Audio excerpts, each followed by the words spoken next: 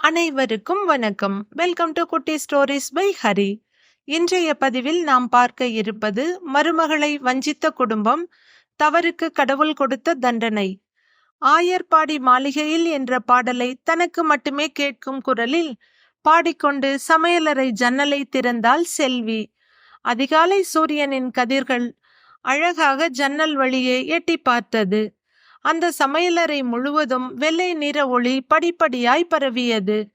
தன்னை மறந்து அதை பார்த்து கொண்டிருந்த செல்விக்கு தன் வாழ்விலும் ஒரு நாள் ஒளி பிறக்கும், அதுவரை எல்லாவற்றையும் சகித்து கொண்டு காத்திருக்கத்தான் வேண்டும் என்று எண்ணிக்கொண்டாள். ஏய் செல்வி, ஒரு காஃபி கொண்டு வர எவ்வளவு நேரம்? கர்ண கடூரமாய் கேட்ட குரலில் செல்வியின் உடம்பு பதற ஆரம்பித்தது. இதோ கொண்டு வர்றேன் மாமி.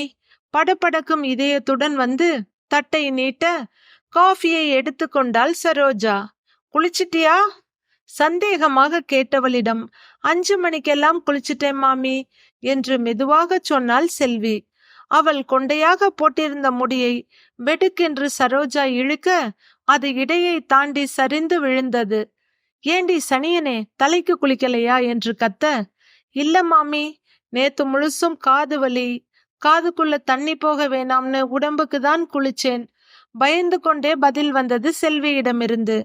குடிக்க எடுத்த காஃபியை பக்கத்தில் இருந்த வாஷ் பேசினில் ஊற்றியவள் வெறும் டம்ளரை நங்கென்று மேஜையின் மேல் வைத்தாள்.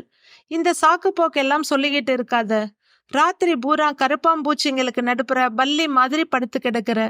காலையில எழுந்து தலைக்கு குளிச்சுட்டு வரணும்னு சொல்லி இருக்கேன் இல்ல? போய் சீக்கிரமா குளிச்சுட்டு எனக்கு காஃபி போட்டு கொண்டு வா சொன்ன சரோஜா வெடுக்கென்று எழுந்து போய் சோஃபாவில் உட்கார்ந்து டிவியை இயக்க ஆரம்பித்தாள். டம்ளரையும் தட்டையும் விம் போட்டு கழுவி வைத்துவிட்டு ஹாலை விட்டு வெளியே வந்தவள் பக்கவாட்டில் இருந்த ஸ்டோர் ரூமுக்கு சென்றாள். சாத்தி இருந்த கதவை திறக்க எலி ஒன்று தன் சிறிய முட்டை கண்களால் இவளை பார்த்தபடியே அங்கிருந்து ஓடி பழைய ஜாமான்களுக்குள் நுழைந்து கொண்டது. என் வாழ்க்கையும் உன் வாழ்க்கையைப் போல பயந்து பயந்தேதான் போகிறது. உனக்காவது ஓடி ஒழிந்து கொள்ள ஒரு இடம் இருக்கிறது. பெருமூச்சு விட்டபடி அங்கிருந்த சிறிய மரபீரோவை திறந்து உடையை எடுத்துக்கொண்டு கதவை சாத்திவிட்டு வெளியே வந்தாள். ஸ்டோர் ரூம் பக்கத்தில் ஒரு பாத்ரூம் இருந்தது. பெரிய காரியத்துக்கு போய்விட்டு வந்தாலோ அல்லது வீட்டு ஆண்கள் முடிவெட்டி கொண்டு வந்தாலோ குளிப்பதற்கு என்று கட்டப்பட்டிருந்தது. பக்கெட்டில் தண்ணீரை நிரப்பி அதை அப்படியே எடுத்து தலையில் ஊற்றிக்கொண்டாள். தண்ணீரோடு சேர்ந்து அவள் கண்ணீரும் அதில் ஓட ஆரம்பித்தது. இந்த 3 ஆண்டுகளில் அழாத நாள் பாக்கி இல்லை. ஆனாலும் கண்களில் கண்ணீர் வற்றவே இல்லை. இதே போலவேதான் அவளுடைய துன்பங்களும் வற்றவில்லை. 6 ஆண்டுகளுக்கு முன்பு இந்த வீட்டில் அவள் தாயுடன் அடியெடுத்து வைத்தாள். செல்வியின் அப்பா கோயம்புத்தூர் மில் ஒன்றில் வேலை பார்த்து கொண்டிருந்தார். குடும்ப தகராறில் மில் மூடப்பட்டுவிட தெருவில் நின்ற எத்தனையோ குடும்பங்களில் செல்வியின் குடும்பமும் ஒன்று. செல்வி அப்போது 5ஆம் வகுப்பு படித்து கொண்டிருந்தாள். பிழைப்புக்கு வழி தெரியாமல் செல்வியின் அப்பா மனைவி மகளோடு ஹைதராபாத்தில் இருந்த ஒரு மில்லுக்கு வேலைக்கு வந்து விட்டார். வந்த பிறகுதான் தெரிந்தது இங்கு வீட்டு வாடகை மற்ற எல்லாமே மிகவும் அதிகம் என்று. சரி, நல்ல நேரம் வரும் வரை இப்போது இருக்கும் பிழைப்பை பார்க்கலாம் என்று வேலைக்கு போய்க் கொண்டிருந்தார். வந்த வருமானம் வாடகைக்கும் செலவுக்கும் சரியாக இருந்தது. அவர் எதிர்பார்த்த நல்ல நேரம் அவ்வளவு எளிதில் வரவே இல்லை. அதற்கு பதிலாக நுரையீரல் தொற்றுதான் வந்தது. செல்வி அப்போதுதான் 12ஆம் வகுப்பு படித்து முடித்து இருந்தாள். அடுத்து கல்லூரிக்கு அனுப்புவதற்காக தயாராகி கொண்டிருந்தார்கள். அதற்குள் அவள் அப்பாவுக்கு மிகவும் உடம்பு சரியில்லாமல் போக அம்மா அவரை ஆஸ்பத்திரியில் சேர்த்து வீட்டுக்கும் ஆஸ்பத்திரிக்குமாக நடந்து கொண்டிருந்தாள். இவள் வீட்டிலிருந்து சமைத்து கொண்டிருந்தாள். அவளுடைய அப்பா குணமாகி வரவில்லை. மூச்சை அங்கேயே விட்டுவிட்டுதான் வீட்டுக்கு வந்தார். அப்பா இறந்த செய்தியை கேட்டு அவளுடைய மாமா ஓடோடி வந்தார். அவளுக்கு தெரிந்து 2 தடவை வந்திருக்கிறார். இது 3வது வருகை. அப்பாவின் இறப்புக்கு வந்த மாமா பாலாஜி இனியும் பெயர் தெரியாத ஊரில் ஒருவரும் இல்லாமல் இருக்க வேண்டாம், கிளம்புங்கள் என்றார். இதுவரை தங்கையை பெரிதாக கண்டு கொள்ளாமல் இருந்தவர் வயதுக்கு வந்த பெண்ணை வைத்துக்கொண்டு இனி இந்த ஊரில் என்ன செய்வாய், புறப்படு என்று 16ஆம் நாள் காரியம் முடிந்த கையோடு கூட்டி வந்து விட்டார். அந்த நேரத்தில் அதை விட்டாலும் அவர்களுக்கும் வேறு வழி தெரியவில்லை. அடுத்தது என்ன எது என்று தெரியாமலேயே அவருடன் வந்துவிட்டனர் அம்மாவும் மகளும். அவர்கள் வந்தபோது மணி இரவு 7 ஆகியிருந்தது.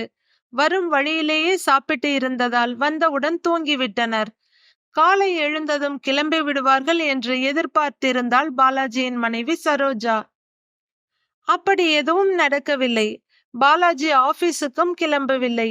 இதையெல்லாம் பார்த்து கொண்டிருந்த சரோஜா அதற்கு மேல் பொறுக்க முடியாமல், என்னங்க நீங்க ஆபீஸ் போகலையா? இவங்க எப்ப கிளம்புவாங்க என்று நேரடியாக கேட்டுவிட்டாள். அவர்கள் எங்கேயும் போக மாட்டார்கள், இனி இங்குதான் இருப்பார்கள். அதோட நான் இன்னைக்கு ஆபீஸ் போகல, செல்விய காலேஜில் சேர்க்கிற வேலையா வெளியே போறேன் என்று சொல்ல சரோஜாவின் கோபம் கட்டுக்கடங்காமல் போய்விட்டது. என்னது, போக மாட்டீங்களா? இவளை காலேஜில் சேர்க்க போறீங்களா? இங்க என்ன கொட்டியா வச்சிருக்கு? போறவங்க வர்றவங்க எல்லாம் தின்னு தீக்கிறதுக்கு என்று கத்த ஆரம்பித்தாள்.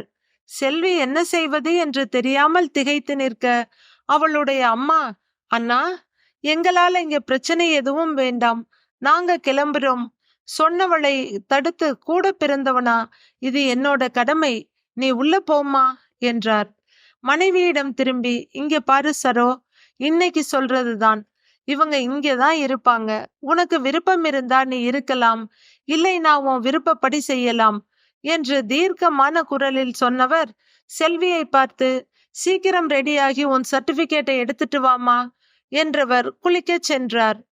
இதற்கு மேல் இவரிடம் பேசினால் எனக்குத்தான் பிரச்சனை. இவர் என்ன 24 மணி நேரமும் காவலா இருப்பார்? கொடுக்கும் குடைச்சலில் துண்டை காணோம் துணியை காணோம்னு இவர்களை ஓட வைக்கிறேனா இல்லையா பார். மனதுக்குள் கருவிக்கொண்டு கல்லூரி செல்லும் தன் மகனை எழுப்பச் சென்றாள். சரோஜா பாலாஜி தம்பதியரின் மகன் பிரசாத் என்ஜினியரிங் முதுகலை 1ஆம் ஆண்டு படித்து கொண்டிருக்கிறான். மகனை எழுப்பச் சென்ற சரோஜா கோபத்தில் அங்கேயே உட்கார்ந்து விட்டாள். கொஞ்ச நேரம் கழித்து வெளியே வந்தபோது அனைவருக்கும் காலை உணவு தயாராகி டேபிளின் மேல் வைக்கப்பட்டிருந்தது. சமையலின் இனிய மனம் வீட்டையே நிறைத்திருந்தது. சரோஜாவுக்கு ஓரளவுக்குத்தான் சமையல் வரும். ஆனால் அவள் ஒரு சாப்பாட்டு பிரியை. நல்ல உணவு எந்த ஹோட்டலில் கிடைத்தாலும் சென்று சாப்பிட தயங்க மாட்டாள். சரோஜாவின் மனம் வேகமாக கணக்கு போட்டது. இனி நாம் வீட்டில் எந்த வேலையும் செய்ய வேண்டாம், நேரா நேரத்துக்கு சுவையான உணவு கிடைத்துவிடும். முதலில் இவளுக்கு பிறகு இவளுடைய மகள் நம் வீட்டுக்கு சம்பளம் இல்லாத வேலைக்காரியாயிற்று. முடிவெடுத்த சரோஜா அவர்களிடம் நயந்து பேசியே வேலை வாங்க ஆரம்பித்தாள். செல்வி டிகிரி முடித்துவிட்டு வருவதற்கும் கணவன் பிரிவாலும் கடும் உழைப்பாலும் நொந்து போயிருந்த அவளுடைய அம்மா அவளை விட்டு பிரிவதற்கும் சரியாக இருந்தது. அம்மாவின் இழப்பை எண்ணி வருந்த கூட முடியாத அளவுக்கு அவளுக்கு வேலைகள் இருந்தன. அதற்காகவே அவளுடைய மாமி சரோஜாவிற்கு மனதிற்குள் நன்றி சொல்லிக் கொள்வாள் செல்வி. படிப்பை முடித்திருந்த பிரசாத்திற்கு வெளிநாடு ஒன்றில் நல்ல சம்பளத்தில் வேலை கிடைத்திருந்தது.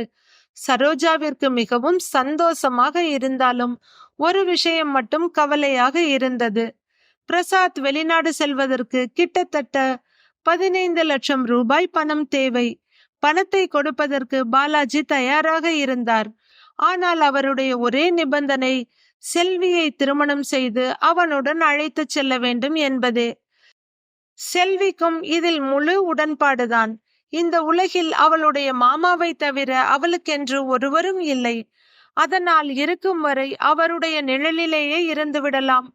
பிரசாத்தை பற்றி எதுவும் தெரியாவிட்டாலும் மாமாவின் மகன் என்ற ஒன்றே அவனை விரும்ப அவளுக்கு போதுமானதாக இருந்தது.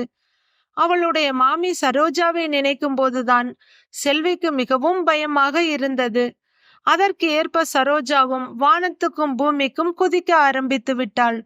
அவள் தன்னுடைய தம்பி மகள் தீபிகா தான் இந்த வீட்டு மருமகளாக வர வேண்டும் என்று எப்போதோ முடிவெடுத்து இருந்தாள். தீபிகாவிற்கும் பிரசாத்தின் மீது தீரா காதல் இருந்தது. ஆனால் பிரசாத்துக்கு இதை பற்றி எல்லாம் எந்த அபிப்பிராயமும் இல்லை. அவனுக்கு வெளிநாடு செல்ல வேண்டும், அவ்வளவுதான். பிரசாத் திருமணத்திற்கு ஒத்துக்கொள்ள ஏற்பாடுகளை தடபுடலாக செய்துவிட்டார் பாலாஜி. சரோஜாவின் தம்பி குடும்பத்தில் இருந்து யாரும் திருமணத்துக்கு வரவில்லை. இதுவரை தங்கள் மகள்தான் அந்த வீட்டு மருமகள் என்று எண்ணிக்கொண்டிருந்தவர்களுக்கு பெரிய இடி விழுந்தது போல இருந்தது. சரோஜாவும் எதிலும் பட்டுக்கொள்ளாமல் கடனே என்று இருந்தாள். தான் சென்று சேர்ந்த உடனேயே செல்விக்கு விசா அனுப்புகிறேன் என்று கூறிவிட்டு திருமணம் முடிந்த 10வது நாளே பிரசாத் கிளம்பி விட்டான். அடுத்த 6 மாதத்தில் ஹார்ட் அட்டாக்கில் இறந்து போன அப்பாவின் இறுதி சடங்குக்கு கூட அவன் வரவில்லை. அவனை பொறுத்தவரை செல்வி ஒரு வேண்டாத பாரம், அவ்வளவுதான். அவனுக்கு அம்மா மட்டும் போதும். இங்கு இருக்கும் இந்த 3 வருடத்தை அனுபவித்து விட வேண்டும் என்பதே அவன் எண்ணமாக இருந்தது. அம்மாவிடம் பேசும் பிரசாத் ஒரு நாள் கூட செல்வியிடம் பேசியதே இல்லை. பாலாஜி இறந்த பிறகு சரோஜாவின் தம்பியும் அவர் மகள் தீபிகாவும் அடிக்கடி வந்து சென்றனர். வரும்போதெல்லாம் தீபிகாவும் அவளுடைய அப்பாவும் சேர்ந்து செல்வியை கேவலமாக திட்டுவார்கள். அதிலும் தீபிகா ஒருபடி மேலே போய், அனாதை நாயே, பிளாட்பாரத்துல கிடக்க வேண்டிய சொறி நாய்க்கு எங்க அத்தை போனா போகுதுன்னு இடம் கொடுத்தாங்க. நீ அவங்க வயித்துல நெருப்பள்ளி கொட்டிட்டியே. எதை காட்டி எங்க மாமாவை மயக்கி என்னோட பிரசாத்தை என்கிட்ட இருந்து பறிச்ச? வேலைக்காரியா இருக்க வேண்டிய நாய்க்கு எஜமானியாக ஆசை வரலாமா என்று அவள் நீண்ட முடியை பிடித்து உலுக்காமல் இருக்க மாட்டாள். அவளுடைய அத்தை சரோஜாதான் தீபிகாவிடம் ஏதாவது சொல்லி சமாதானம் செய்து அழைத்து செல்வாள். அவருடைய 3 வருட கான்ட்ராக்ட் முடிய போகிறது. இன்னும் 1 மாதத்தில் வந்து விடுவார். அதன் பிறகு என்னை புரிந்து கொண்டு ஏற்றுக்கொள்வார். இத்தனை நாள் எத்தனையோ துன்பங்களை தாங்கி பொறுமையாக இருந்ததற்கு கண்டிப்பாக பலன் கிடைக்கும் என்று எண்ணிக்கொண்டே குளித்து முடித்துவிட்டு வந்தவள் சரோஜாவிற்கு மறுபடி காஃபி கொடுத்துவிட்டு காலை உணவை தயாரித்தாள்.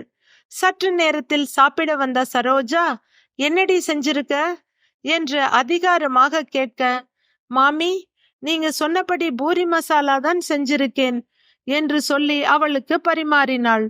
சரோஜா சாப்பிட்டு அங்கிருந்து சென்றதும் தானும் சாப்பிடலாம் என்று தட்டில் 2 பூரிகளை எடுத்து வைத்தாள். அதற்குள் சரோஜா கூப்பிட மறுபடியும் பூரியை ஹாட்பாக்ஸில் வைத்து மூடிவிட்டு, சொல்லுங்க மாமி என்று ஓடினாள். என் தம்பி வீட்ல இருந்து எல்லாரும் வர்றாங்க. மத்தியான சாப்பாட்டுக்கு மீன் குழம்பு வச்சு சிக்கன் வறுவல் பண்ணிடு. இந்த பணத்தை பிடி, போய் வாங்கிட்டு வந்து வேலையை ஆரம்பி. சரோஜா சொல்ல சாப்பிடும் எண்ணத்தை கைவிட்டு பையை எடுத்துக்கொண்டு மார்க்கெட்டுக்கு போனாள் செல்வி.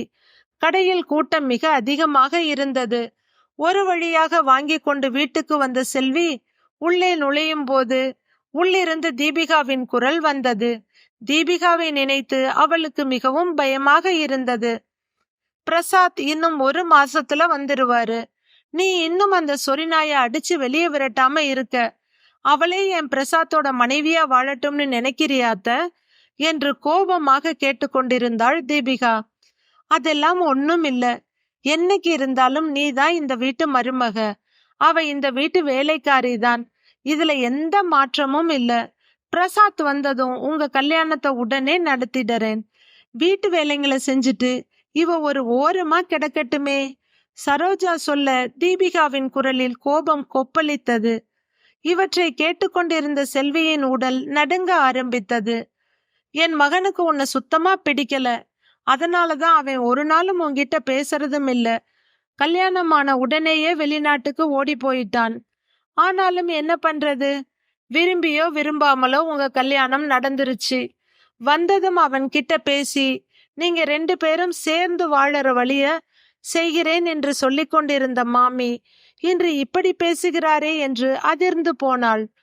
என்னத்த, நீ அறிவோட தான் பேசுறியா? நான் இருக்கிற இடத்துல அவ இருக்கிறதா? ஏற்கனவே என் வாழ்க்கைய தட்டி பறிச்சுட்டா. இதுக்கப்புறம் இந்த வீட்டுல 1 நிமிஷம் கூட அவ இருக்க கூடாது என்று கத்திக்கொண்டே அங்கிருந்த பூச்சாடியை எடுத்து சுவற்றில் அடித்தாள் தீபிகா. அவளுடைய பார்வை பயத்துடன் உள்ளே நுழைந்து கொண்டிருந்த செல்வியின் மேல் சென்றது. அடுத்த நொடியே வெறி பிடித்தவள் போல அவள் மேல் பாய்ந்தாள். அவளுடைய நீண்ட ஜடையை ஒரு கையால் இறுக்கி பிடித்தபடி கன்னத்தில் பலார் பலார் என்று அறைய ஆரம்பித்தாள். செல்வியால் நிற்க கூட முடியவில்லை. உடம்பு தடதடவென்று நடுங்க ஆரம்பித்தது. அப்போது வேகமாக ஓடி வந்த தீபிகாவின் அம்மா மகளை தடுக்க முயன்றாள். தீபிகா, நீ பண்றது ரொம்ப தப்பு. அவளுக்கும் உன் அத்தானுக்கும் கல்யாணம் ஆயிடுச்சு. நீ ஒத்துக்கிட்டாலும் ஒத்துக்கலைனாலும் செல்விதான் பிரசாத்தோட மனைவி.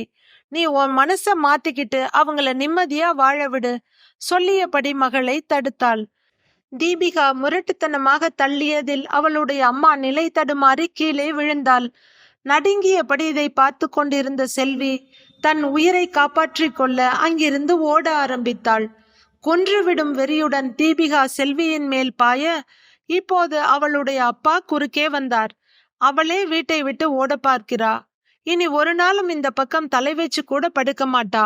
அவளை விட்டுடு, செத்துட போறா என்று சொல்ல, என்னோட பிரசாத் கட்டின தாலியை கொடுத்துட்டு போடி என்று அவளை இழுத்தாள் தீபிகா. தாலி கொடியை 2 கைகளாலும் பிடித்து கொண்டு, வேண்டாம், இதை மட்டும் கேட்காதீங்க என்று கைகூப்பினாள் செல்வி. அவளுடைய கெஞ்சலை எல்லாம் சற்றும் கவனிக்காமல் கழுத்தில் இருந்த கொடியை வெடுக்கென்று பிடுங்க, அது அறுத்ததில் செல்வியின் கழுத்தில் இருந்து ரத்தம் வந்தது. இரத்த கரையோடு அந்த தாலி கொடி தீபிகாவின் கைக்கு வந்துவிட்டது. மரண பயத்துடன் எதை பற்றியும் நினைக்காமல் அங்கிருந்து தப்பித்தால் போதும் என்று கண்மண் தெரியாமல் வீட்டை விட்டு வெளியே வந்து ரோட்டில் ஓடினாள் செல்வி. திரும்பி பார்த்து கொண்டே ஓடி வந்தவள் எதன் மீதோ இடித்து விழுந்தாள். சுயநினைவு அவளை விட்டு சென்று விட்டது. அவள் கண் விழித்து பார்த்தபோது ஒரு தனி அறையில் ஆஸ்பத்திரி பெட்டில் படுத்திருந்தாள். உடம்பின் வலி தாங்க முடியாததாக இருந்தது. சில நிமிடங்கள் யோசித்தவளுக்கு வீட்டில் நடந்தது அனைத்தும் நினைவுக்கு வந்தது.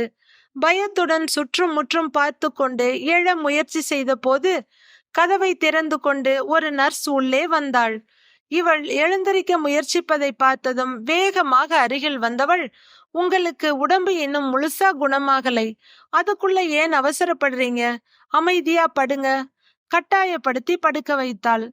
நான் எப்படி இங்கே வந்தேன் என்று நர்ஸை பார்த்து செல்வி கேட்டுக்கொண்டிருக்க மறுபடியும் கதவு திறந்தது. உள்ளே வந்த இளைஞனுக்கு ஒரு 30 வயது இருக்கும். நிதானமான நடையுடன் அவள் அருகில் வந்தவன், உங்க பேர் என்னன்னு தெரிஞ்சுக்கலாமா அன்பாக கேட்டான்.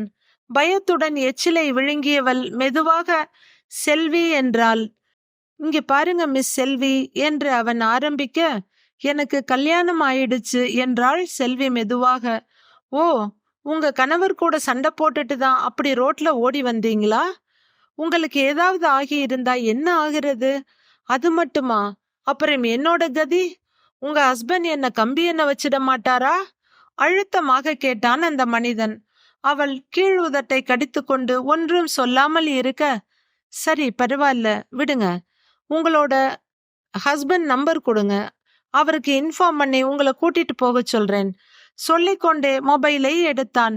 சட்டென்று ஞாபகம் வந்தவனாக, ஏதோ சண்டைன்னு சொன்னீங்கல்ல, நான் உங்களை அட்மிட் பண்ணின போது உங்கள் கன்னம் எல்லாம் சிவந்து கிடந்தது, கழுத்துல கூட காயம் இருந்ததே என்று சொல்லிக்கொண்டே அவன் அவளுடைய கழுத்தை பார்க்க அங்கே பேண்டேஜ் போடப்பட்டிருந்தது. ஐ எம் சாரி, உங்க பேரண்ட்ஸ் நம்பர் கொடுங்க, நான் அவங்களுக்கு இன்ஃபார்ம் பண்ணி விடுகிறேன். அவன் விடாமல் கேட்க, பரவாயில்ல, உங்களுக்கு எதுக்கு சிரமம், நானே போய்க்கிறேன் என்றாள் செல்வி. இதுவரை அன்பாக இருந்த அவனுடைய முகத்தில் சிறிது கோபம் படர்ந்தது. என்ன விளையாடுறீங்களா? என் கார்ல உங்களுக்கு பட்ட அடி கொஞ்சம்தான், ஆனா அதுக்கு முன்னாடியே நீங்க ரொம்ப அடிபட்டு இருப்பீங்க போல இருக்கு. உங்களை அப்படியே விட்டுட்டு எல்லாம் போக முடியாது. உங்க ஹஸ்பண்ட வர சொல்லுங்க, என்ன பிரச்சனை ஏதுன்னு கேட்டுட்டு தான் உங்களை அனுப்ப முடியும். இல்லைன்னா உங்க பேரண்ட்ஸை வர சொல்லுங்க, தாராளமாக கூட்டிட்டு போகட்டும் என்று பிடிவாதமாக சொன்னான். இதற்கு மேல் இவனிடம் மறைப்பது கஷ்டம் என்று உணர்ந்த செல்வி, எனக்கு அம்மா அப்பா இல்ல, அவங்க இறந்துட்டாங்க என்று சொல்ல அவனுடைய முகம் சட்டென்று வாடி போனது. சற்று இறங்கிய குரலில், சரி உங்க ஹஸ்பண்டையே வர சொல்லுங்க, நான் அவர்கிட்ட கொஞ்சம் பேசணும், அதுக்கப்புறம் உங்களை கூட்டிட்டு போகட்டும் என்றான். அவர் இங்கே இல்ல, வெளிநாட்டுல இருக்கார் என்று சொன்னதும் அவன் முகத்தில் திகைப்பு அப்பட்டமாக தெரிந்தது. அப்படின்னா உங்களை அடிச்சது? அதிர்ச்சியுடன் கேட்டான். சில வினாடிகள் அமைதியாக இருந்தவள் அப்பாவின் இறப்புக்கு பிறகு தன் அம்மாவுடன் மாமா வீட்டுக்கு வந்ததிலிருந்து ரோட்டில் ஓடி வந்தது வரை சுருக்கமாக சொன்னாள். கேட்டுக்கொண்டிருந்த நவீன் திகைத்து போனான். பெண்கள் என்றால் மென்மையானவர்கள், அன்பின் திருவுருவம் என்று நினைத்து கொண்டிருக்க ஒரு படித்த பெண்ணே இன்னொரு பெண்ணை இவ்வளவு கொடூரமாக அடித்திருக்கிறாளே. சில வினாடிகளில் தன்னை சுதாரித்து கொண்டவன், அப்படியானால் உங்க ஹஸ்பண்ட் உங்களுக்காக வரமாட்டார், அப்படித்தானே என்றான். ஆமாம், அவர் எனக்கு தாலி கட்டியதோடு சரி, அதன் பிறகு என்னிடம் ஒரு வார்த்தை கூட பேசியதில்லை. எனக்காக யாரும் வரமாட்டார்கள். என் வாழ்க்கையை நான் தான் பார்த்து கொள்ள வேண்டும். பேசியதிலிருந்து நீங்கள் தான் என்னை ஆஸ்பத்திரியில் சேர்த்திருப்பதாக தெரிகிறது. ரோட்டில் ஓடி வந்து இடித்து கொண்டது என் தவறுதான். மன்னித்து விடுங்கள். கையில் இருந்த ஒற்றை வளையலை கழட்டி அவனிடம் கொடுத்தவள், என்னிடம் இது மட்டும்தான் இருக்கிறது. ஆஸ்பத்திரி செலவு எவ்வளவு என்று எனக்கு தெரியவில்லை. முடிந்தால் என்றாவது ஒரு நாள் மீதி தொகையை திருப்பித் தருகிறேன். மிகவும் நன்றி என்று சொல்லிவிட்டு தன் வழிகளுக்குள் மூழ்கி போனாள். அவள் கொடுத்த வளையலை தன் பாக்கெட்டுக்குள் வைத்துக்கொண்ட நவீன் அங்கிருந்து வெளியேறினான். அவன் சென்றதும் உள்ளே வந்த நர்ஸிடம், என்னை எப்போது டிஸ்சார்ஜ் செய்வீர்கள் என்று கேட்டாள் செல்வி. இன்னும் கொஞ்ச நேரத்தில் நீங்கள் வீட்டுக்கு போகலாம் என்று நர்ஸ் சொல்ல, எந்த வீட்டுக்கு என்று கேட்டது அவள் மனம். சிறிது நேரத்தில் மறுபடியும் உள்ளே வந்த நவீன், கிளம்புங்கள் போகலாம் என்றான். எங்கே கிளம்பச் சொல்கிறான் என்று அவனை திகைப்புடன் பார்த்தாள். ஒருவேளை அவர்களிடம் பேசி வீட்டில் விட்டுவிடப் போகிறானோ என்று பயந்தவள், நானே போய்க்கொள்கிறேன், நீங்கள் கிளம்புங்கள் என்று சொல்லவும் இப்போது அவன் முகத்தில் உண்மையாகவே கோபம் தெரிந்தது. எங்கே போவீர்கள்? இவ்வளவையும் தெரிந்து கொண்டு உங்களை எப்படி விட்டுச் செல்வது? கிளம்புங்கள் என் வீட்டுக்கு என்றான். அவள் பதில் ஏதும் சொல்லாமல் இருக்கவே, பயப்பட அவசியமில்லை, வீட்டில் என் அம்மா இருக்கிறார்கள், என் மகள் இருக்கிறாள் என்றான் அவன். மறுபடியும் அவள் வாழ்வில் எங்கே செல்வது என்று தெரியாத நிலை. அன்று மாமா அவர்கள் வீட்டுக்கு அழைத்து வந்தார். இன்று இவன் யாரென்றே தெரியவில்லை, இவன் வீட்டுக்கு அழைக்கிறான். விதிப்படி நடக்கட்டும், இப்போது போகலாம், பிறகு பார்த்து கொள்ளலாம் என்ற முடிவுடன் அவனுடன் கிளம்பினாள் செல்வி. அவர்கள் இருவரும் வெளியே வர அருகில் ஒரு கார் வந்து நின்றது. இறங்கி வந்த டிரைவர் கதவை திறந்துவிட இவளை பின் சீட்டில் உட்கார வைத்து அவன் முன் சீட்டில் உட்கார்ந்தான். வசதியானவன் போலதான் இருக்கிறது, இருந்தாலும் எவ்வளவு மனிதாபிமானத்துடன் நடந்து கொள்கிறான் என்று இருந்தது அவளுக்கு. வாட்ச்மேன் கதவை திறந்துவிட கார் உள்ளே வந்து நின்றது. டிரைவர் ஓடி வந்து கதவை திறந்துவிட காரை விட்டு இறங்கியவள் மிரண்டு போனாள். இவ்வளவு பெரிய வீடா? இவனுக்கு குழந்தை இருக்கிறது என்று சொன்னானே, வீட்டில் நிறைய பேர் இருப்பார்கள் போலும். இங்கேயே ஏதாவது ஒரு வேலை கிடைத்தால் கூட பரவாயில்லை என்று தோன்றியது அவளுக்கு. படித்த படிப்புக்கு வெளியில் நல்ல வேலை கிடைக்கும் தான், ஆனால் பாதுகாப்பு, அதுதான் மிக பெரும் கேள்விக்குறி. யோசித்தபடியே நின்றிருந்தவளை அழைத்து கொண்டு உள்ளே சென்றான் நவீன். பெரிய சைஸ் தாமரை பூவை போல இருந்த ஒரு பெண் குழந்தை அப்பா என்று கத்திக்கொண்டே ஓடி வந்து இவன் கால்களை கட்டி கொண்டது. அவன் ஒரு பூவை போல அந்த குழந்தையை கையில் எடுக்க உள்ளிருந்து தீபாராதனை தட்டுடன் ஒரு நடுத்தர வயது பெண்மணி வந்தார். குழந்தையின் அழகில் மெய்மறந்து நின்று கொண்டிருந்த செல்வியை பார்த்து, வாமா செல்வி என்றவர் மஞ்சு என்று குரல் கொடுத்தார். அம்மா சொல்லுங்க என்றபடி ஓடி வந்து நின்றாள் ஒரு பெண். அவள் பணிவாக நிற்பதிலிருந்தே வீட்டில் வேலை செய்யும் பெண் என்பதை புரிந்து கொண்டாள் செல்வி.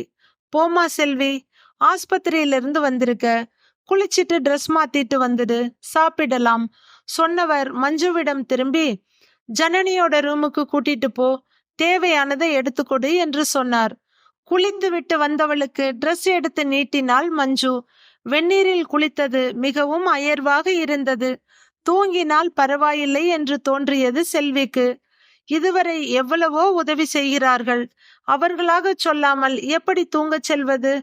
யோசித்தபடியே மஞ்சு உடன் வெளியே வந்தாள். வெளியே வந்தவளை பார்த்து அவனுடைய அம்மா, உன்னுடைய உயரத்துக்கு ஏற்ற உடம்பு இல்லை, ரொம்பவும் ஒல்லியாக இருக்கிறாய், முதலில் சாப்பிட்டு விட்டு போய் தூங்கு, நாளைக்கு பேசிக்கொள்ளலாம் என்று சொன்னவரை நன்றியுடன் பார்த்துவிட்டு சாப்பிடச் சென்றாள் செல்வி. மஞ்சு அவளுடனேயே நின்று அவளுக்கு பரிமாறினாள். உணவு அவள் உடலுக்கும் மனதுக்கும் பெரும் திருப்தியை கொடுத்தது. சாப்பிட்ட உடனேயே மஞ்சு அவளை மறுபடியும் ஜனனியின் அறைக்கு அழைத்து வந்து அங்கிருந்த கட்டிலை காட்டி தூங்கச் சொல்லிவிட்டு கதவை மென்மையாக சாத்தி கொண்டு போய்விட்டாள். எல்லாமே புது உலகம் போல தோன்றியது அவளுக்கு. அவளுடைய வாழ்வில் இவ்வளவு வசதியை ஒரு நாளும் பார்த்ததும் இல்லை, அனுபவித்ததும் இல்லை. எல்லாவற்றையும் தாண்டி பாதுகாப்பாக இருக்கிறோம் என்ற உணர்வு அவள் மனதுக்குள் பரவ அயர்ந்து தூங்கிவிட்டாள். மறுநாள் காலையில் எழுந்தவள் குளித்துவிட்டு வெளியே வர அவளுக்காக சில உடைகளை கொண்டு வந்து கொடுத்தாள் மஞ்சு. அவற்றில் ஒன்றை அணிந்து கொண்டு வெளியே வந்தவள் அவனுடைய அம்மாவிடம் சென்றாள். அம்மா, எனக்குன்னு யாரும் இல்ல, இந்த வீட்டிலேயே ஏதாவது ஒரு வேலை கொடுக்க முடியுமா என்று தயங்கி தயங்கி கேட்க, அதற்கு என்ன தாராளமாக கொடுத்துடலாம் என்று சொல்லிக்கொண்டே கையில் இருந்த பேத்தியை அவளிடம் கொடுத்தாள். என் பையன் நவீனோட பொண்ணு அனன்யா இன்னும் ஒரு வாரத்துல 1 வயசு முடிஞ்சு 2 ஆரம்பிக்க போகுது. ரொம்ப சுட்டி, என்னால இவளை பாத்துக்க முடியல, அதனால நீயே இவளை பாத்துக்கோ என்றார் அந்த அம்மா. ஒரு பூங்கத்தை போல தன் கையில் அழகாக உட்கார்ந்திருந்த அனன்யாவை பார்த்து கொண்டே, இவங்க அம்மா கிட்ட கேட்க வேண்டாமா அம்மா என்றாள் செல்வி.